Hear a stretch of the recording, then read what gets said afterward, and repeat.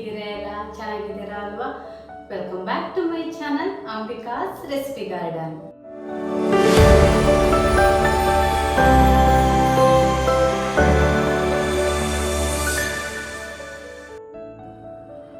Friends, ನಾನಿವತ್ತು prawns curry ಅಥವಾ ಚಟ್ಲಿ ಗಸೆಯನ್ನು ಮಾಡ್ತಾ ಇದ್ದೀನಿ. ಹೇಗೆ ಮಾಡೋದು ಅಂತ ನೋಡೋಣ ಬನ್ನಿ.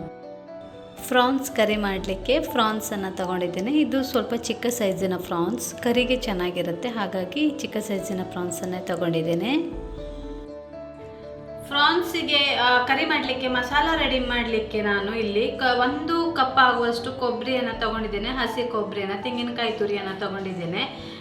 ಅದೇ ರೀತಿ ನಾನಿಲ್ಲಿ ಮೆಣಸಂದರೆ ನಾನಿಲ್ಲಿ 2 ಥರದ ಮೆಣಸನ್ನು ತಗೊಂಡಿದ್ದೇನೆ. ಬ್ಯಾಡಿಗೆ ಮತ್ತು ಚಿಕ್ಕ ಮೆಣಸು, ಗುಂಡು ಮೆಣಸನ್ನು ತಗೊಂಡಿದ್ದೇನೆ. ಹಾಗೆ 1 ಸ್ಪೂನ್ ಆಗುವಷ್ಟು ಧನಿಯಾವನ್ನು ತಗೊಂಡಿದ್ದೇನೆ.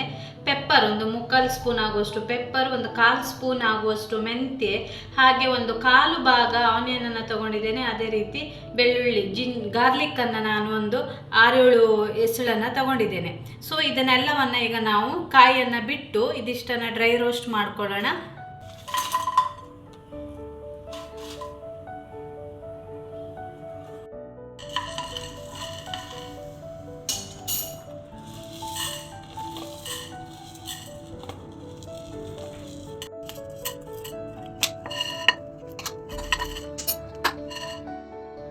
ಇದನ್ನು ಡ್ರೈ ರೋಸ್ಟ್ ಮಾಡ್ಕೊಂಡಾಗಿದೆ. ಇದನ್ನು ಇನ್ನು ನಾವು ಕಾಯಿಯೊಂದಿಗೆ ರುಬ್ಕೊಳ್ಳೋಣ. ಗ್ರೈಂಡರಲ್ಲಿ ಕೂಡ ರುಬ್ಕೊಳ್ಬೋದು, ಇಲ್ಲಾಂದರೆ ಮಿಕ್ಸಿ ಜಾರಲ್ಲಿ ಕೂಡ ರುಬ್ಕೊಳ್ಬೋದು. ಮಸಾಲೆ ಮಾಡ್ಕೊಳ್ಳೋಣ ರುಬ್ಬಿ.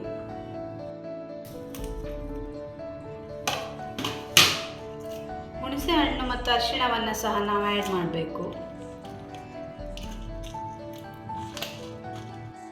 ಇದಕ್ಕೇನೆ ನಾನು ರುಬ್ಕೊಳ್ಳುವಾಗ ಹುಣಸೆ ಹಣ್ಣು ಮತ್ತು ಅರಿಶಿಣ ಪುಡಿಯನ್ನು ಸಹ ಸೇರಿಸ್ತಿದ್ದೇನೆ. ಹಾಗೆ ಸ್ವಲ್ಪ ನೀರನ್ನು ಸೇರಿಸಿ ಪೇಸ್ಟ್ ಮಾಡ್ಕೊಳ್ಳೋಣ.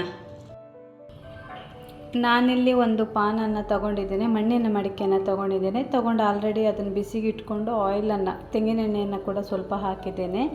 ಅದಕ್ಕೆ ಈಗ ಜಜ್ಜಿದ ಬೆಳ್ಳುಳ್ಳಿಯನ್ನು ಆ್ಯಡ್ ಮಾಡ್ಕೊಳ್ತಾ ಇದ್ದೇನೆ. ನಂತರ ಸ್ವಲ್ಪ ಆನಿಯನನ್ನು ಹಾಕ್ಕೊಳ್ತಾ ಇದ್ದೇನೆ.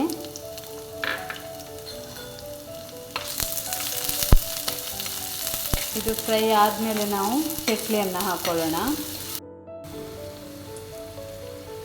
ನಾನಿಲ್ಲಿ ಸ್ವಲ್ಪ ಸಾಲ್ಟನ್ನು ಹಾಕ್ಕೊಳ್ತಾ ಇದ್ದೇನೆ, ಬೇಗ ಬೇಯಲಿ ಅಂತ. ಆನಿಯನ್ನಿದ್ದು ಕಲರ್ ಚೇಂಜ್ ಆಗಿದೆ. ಈ ಟೈಮಲ್ಲಿ ನಾನು ಪ್ರಾನ್ಸ್ ಏನು ತಗೊಂಡಿದ್ದೇನೆ ಅದನ್ನು ಹಾಕ್ಕೊಳ್ತಾ ಇದ್ದೇನೆ.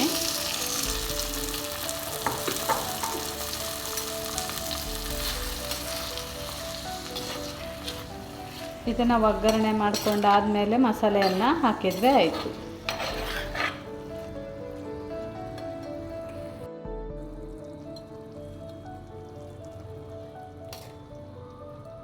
ಫ್ರಾನ್ಸಿದು ಕಲರ್ ಚೇಂಜ್ ಆಗಿದೆ. ಈ ಟೈಮಲ್ಲಿ ನಾವೀಗ ಮಸಾಲೆಯನ್ನು ಹಾಕ್ಕೊಳ್ಳೋಣ. ರುಬ್ಬಿದ ಮಸಾಲೆಯನ್ನು ಹಾಕ್ಕೊಳ್ತಾ ಇದ್ದೇನೆ. ತುಂಬ ಸ್ಮೂತ್ ಪೇಸ್ಟ್ ಮಾಡಿಕೊಳ್ಬೇಕು.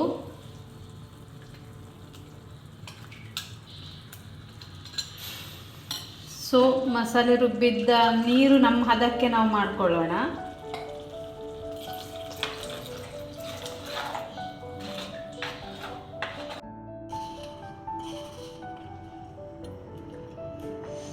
ನೋಡಿ, ಮಸಾಲೆಯನ್ನು ನಾನು ಈ ಹದಕ್ಕೆ ಗ್ರೇವಿಯನ್ನು ರೆಡಿ ಮಾಡ್ಕೊಂಡಿದ್ದೇನೆ. ತುಂಬ ತಿಕ್ ಗ್ರೇವಿ ಸಹ ಅಲ್ಲ, ಅಥವಾ ತುಂಬ ನೀರಾಗಿ ಕೂಡ ನಾನು ಮಾಡ್ಕೊಂಡಿಲ್ಲ, ತುಂಬ ದಪ್ಪ ಸಹ ಅಲ್ಲ, ಒಂದು ಮೀಡಿಯಮ್ ಲೆವೆಲಿಗೆ ಮಾಡ್ಕೊಂಡಿದ್ದೇನೆ. ಸೊ ನಾವು ಈ ಟೈಮಲ್ಲಿ ಉಪ್ಪನ್ನು ಹಾಕ್ಕೊಳ್ಳೋಣ. ರುಚಿಗೆ ತಕ್ಕಷ್ಟು ಉಪ್ಪನ್ನು ಆ್ಯಡ್ ಮಾಡ್ಕೊಳ್ಳಿ, ಮತ್ತು ಬೇಕಂದರೆ ಹಾಕ್ಕೊಳ್ಬೋದು. ಇದು ಒಂದು ಕುದಿ ಬರೋ ತನಕ ಮುಚ್ಚಿಟ್ಟು ಬೇಯಿಸ್ಕೊಳ್ಳೋಣ.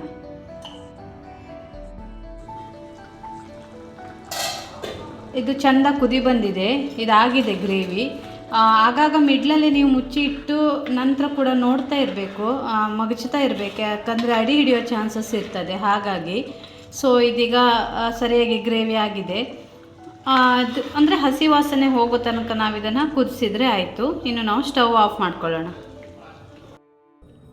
ನೋಡಿದ್ರಲ್ಲ ಫ್ರೆಂಡ್ಸ್, ಚಟ್ಲಿ ಗ್ರೇವಿ ಅಥವಾ ಚಟ್ಲಿ ಗಸಿ ಮಾಡೋದು ಹೇಗೆ ಅಂತ. ಸೊ ಈ ರೆಸಿಪಿ ನಿಮ್ಗೆ ಇಷ್ಟ ಆದರೆ ಖಂಡಿತವಾಗ್ಲೂ ನೀವು ನಿಮ್ಮ ಮನೆಯಲ್ಲಿ ಮಾಡಿ ತಿಂದು ನನಗೆ ಕಮೆಂಟ್ ಮೂಲಕ ತಿಳಿಸಿ ಹೇಗೆ ಬಂದಿದೆ ಅಂತ. ಆ್ಯಂಡ್ ಇನ್ನೂ ಕೂಡ ಯಾರು ನನ್ನ ಚಾನಲನ್ನು ಸಬ್ಸ್ಕ್ರೈಬ್ ಮಾಡ್ಕೊಳ್ಳಿಲ್ಲ, ದಯವಿಟ್ಟು ನನ್ನ ಚಾನಲನ್ನು ಸಬ್ಸ್ಕ್ರೈಬ್ ಮಾಡ್ಕೊಳ್ಳಿ. ಅದೇ ರೀತಿ ಪಕ್ಕದಲ್ಲಿರುವ ಬೆಲ್ ಐಕಾನನ್ನು ಪ್ರೆಸ್ ಮಾಡಿ, ಇದರಿಂದಾಗಿ ನನ್ನ ಎಲ್ಲ ವಿಡಿಯೋಗಳ ನೋಟಿಫಿಕೇಷನ್ ನಿಮಗೆ ಬರ್ತದೆ. ಹಾಗೆ ನನ್ನ ಚಾನಲನ್ನು ನಿಮ್ಮ ಫ್ರೆಂಡ್ಸ್ ಆ್ಯಂಡ್ ಫ್ಯಾಮಿಲಿ ಜೊತೆ ಶೇರ್ ಮಾಡಿ, ನನ್ನ ಚಾನಲನ್ನು ವ್ಯೂ ಮಾಡಿ, ಸುಮ್ಮನೆ ಹಾಗೆ ಬಿಡಬೇಡಿ ಪ್ಲೀಸ್. ನನ್ನ ಚಾನಲನ್ನು ಶೇರ್ ಮಾಡಿ, ಸಬ್ಸ್ಕ್ರೈಬ್ ಮಾಡಿ, ಅದೇ ರೀತಿ ಲೈಕ್ ಮಾಡಿ. ಥ್ಯಾಂಕ್ ಯು ಇದು ತನಕ ನನ್ನ ಚಾನಲನ್ನು ವಾಚ್ ಮಾಡಿದ್ದಕ್ಕಾಗಿ. ಹಾಗೆ ಥ್ಯಾಂಕ್ ಯು ಸೋ ಮಚ್.